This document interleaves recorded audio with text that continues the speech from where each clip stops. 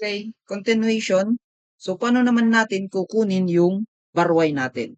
So, di ba, kung kukunin natin yung differential strip natin, itong strip na to, so kung kukunin natin yung differential strip na yan,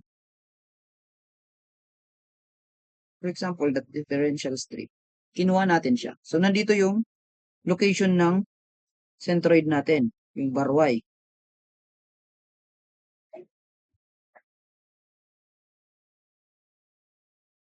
Okay, so kung napansin nyo, itong nandito sa taas is yung Y upper natin, di ba? Ito nandito sa point na to yung Y upper. And yung nandito sa baba, yung Y lower. So, nandito yung Y upper, nandito yung Y lower. Kung napansin nyo, yung Y bar natin is just yung midpoint nitong dalawa.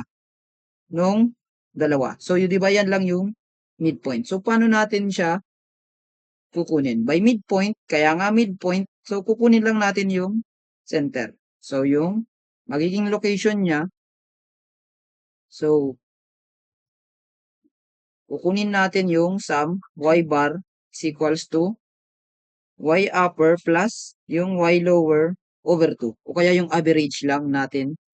Yung average lang ang kukunin natin.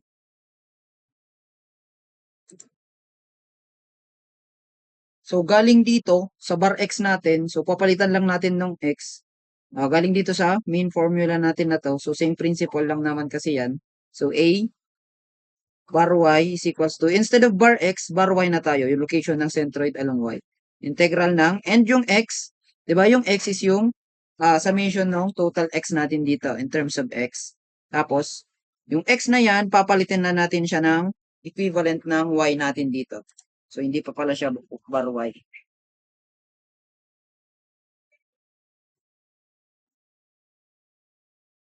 So, Y lang siya. Location ng centroid.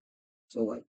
So, yung Y, which is Y upper plus Y lower divided by 2 times differential area natin all over 2. So, differential area, ulitin ko, it could be integral ng Y dx, it could be Y dx o kaya X dy. So, di ba yung differential area natin? Balikan yung naging topic natin sa differential area.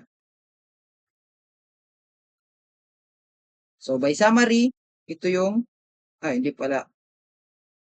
Bakit may over 2 na dito? Ba't sinulat yung over 2? So, rewriting the equation, i-rewrite natin yung equation, y bar is equals to integral ng y upper plus y lower all over 2 times differential area all over yung total area natin. Now, in terms of limits, kung ano yung nandito sa differential area natin. For example, ito, since vertical strips ang kinuha natin, vertical strips, so yung limits natin in terms of x, kasi di ba naka-dx tayo dito.